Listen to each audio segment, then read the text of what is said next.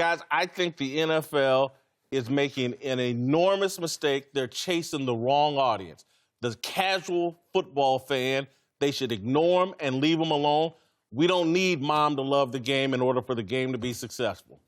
Well, I have a couple different perspectives on this because I've got the perspective as from a coaching standpoint where I miss a lot of the things that we used to be able to do. But from another standpoint, I've seen some of my former players who have had problems and have had serious problems, and I don't want that either. And then the second perspective is as a dad with now 2 sons who are playing football, and from that standpoint, I want it to be as safe as possible. Do I think that last night was representative of how this rule was going to be enforced during the season? No, I don't think so. I think they're going to go to extremes during the preseason, and they're going to try to get to a workable point during the season. But the goal of having a safer game, I think, is the right approach. Does it have to be to the point where we have extremes? No, I don't think we need to go that far. I think it's very, very difficult to do what the NFL is trying to do. They're trying to legislate all the contact, all the physical play out of the game. At the end of the day, it's a gladiator sport.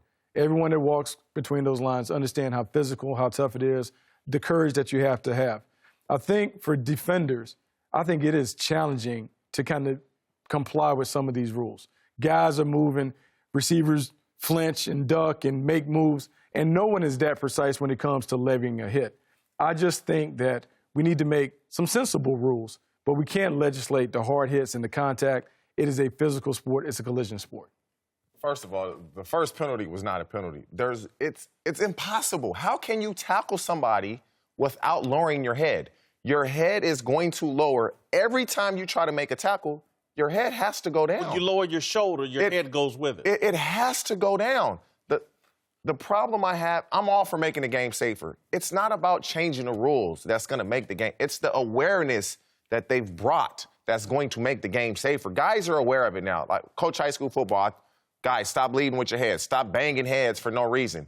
But when you're making a tackle, when you lower your shoulder, your head is going to drop. They're going to have to do something about this because the game is, like, you literally like, man, I'm not watching this. I'm turning the game. And so that's going to be you know how many coaches, he's a coach, he's old school. He's going to say everything right publicly, but let guys start missing that tackle. Man, you better get the guy down. I don't care what the rule says. I don't care how much you get fined. You better make the tackle or you coming out the game. And making a tackle, you lower that shoulder, the head is coming with you. To me, what blew me away last night, again, it's a television show. That's all this is. And it's a collision television show.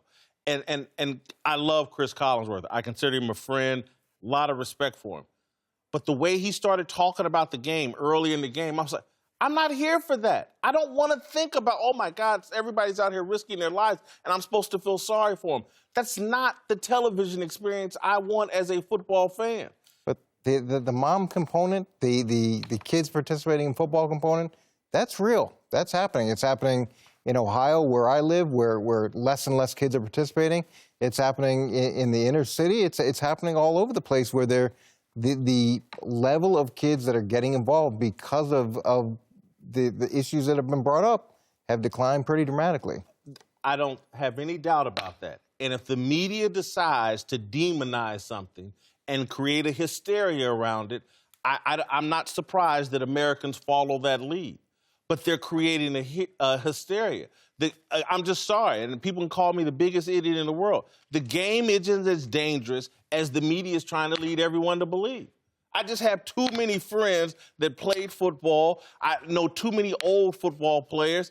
The game is dangerous. I got a torn ACL from football. My knee will never be right. Everybody that plays for a long time has some sort of injury. But it was worth it. It was worth it. It was worth it to me.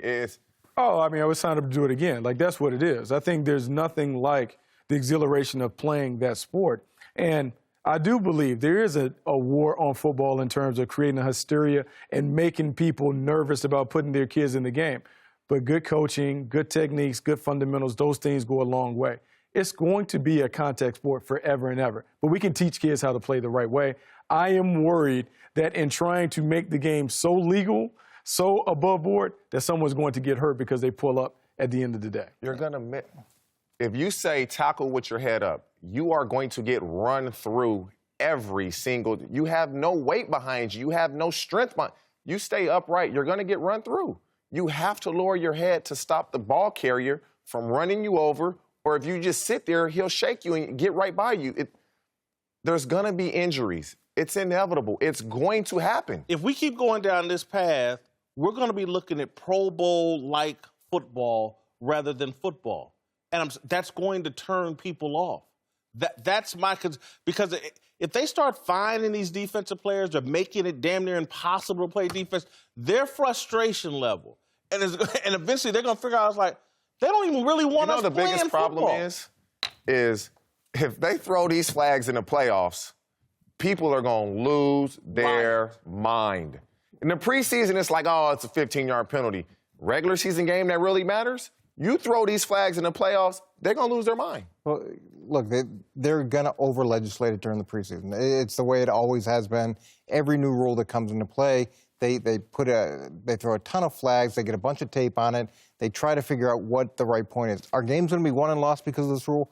Absolutely. And throughout my career, I've been the beneficiary of some rule changes, like the Tuck rule. That's a rule I thought was a great situation for us in New England. And I've lost games because of rules. That rule where if a receiver was in the air and his feet would have come down, but he got pushed out, then it was a catch. I lost the game because of that one time. And these rules are going to affect wins and losses this season. So, obviously, you're a very successful coach in the NFL. How would you, in the meeting room, coach and tell your defensive players, how would you handle this? Look, with all these rule changes, it's a work in progress. And just as we have to see how it's being called. We have to see what's actually being penalized. And then you're constantly trying to adjust your tackling drills. You're constantly trying to adjust the way that you approach the ball carrier. It's new ground for everybody. There is no answer that every coach has at this point, but this is going to be part of the process that comes with the change.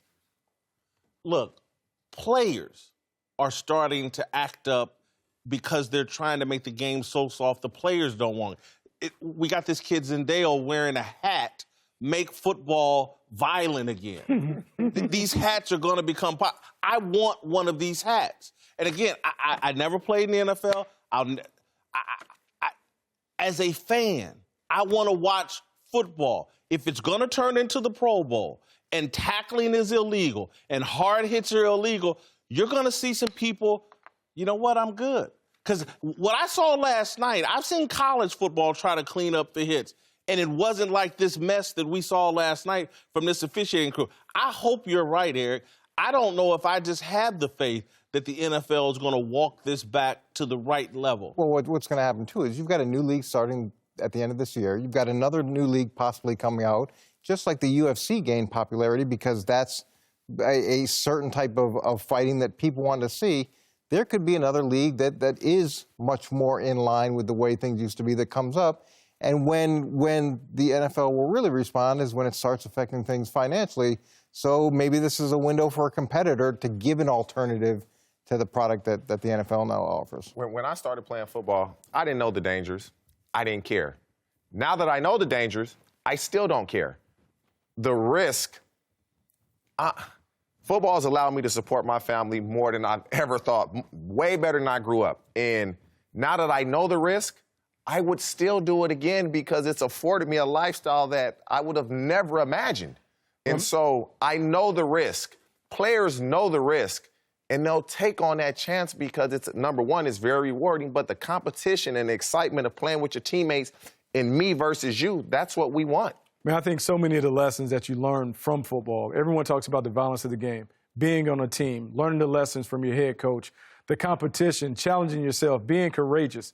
For me, football opened doors that I never thought would exist. Being able to go to college, being able to extend and play in the National Football League and do things that I never thought of. Football, to me, has been my only job. So for me, I'm forever indebted to the game. And yeah, I want to see it cleaned up. And yeah, I want everyone that plays to be healthy and safe and all of that. But at the same time, it's still the game that we fell in love with. I wanted to look close to that game. But on the flip side, when I was first started coaching, guys would get concussions.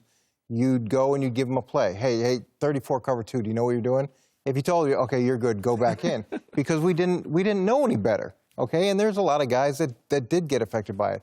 We saw issues with dehydration where players unfortunately died because of poor dehydration. So I'm all for things that can keep the integrity of the game and make it as safe as possible, with the complete understanding that you are playing football and there is an inherent risk of injury in that. So trying to find that fine line, it's not easy and it's going to take time, but I do think it's important to try to get to the best If I space. were the NFL, we'll end on this note.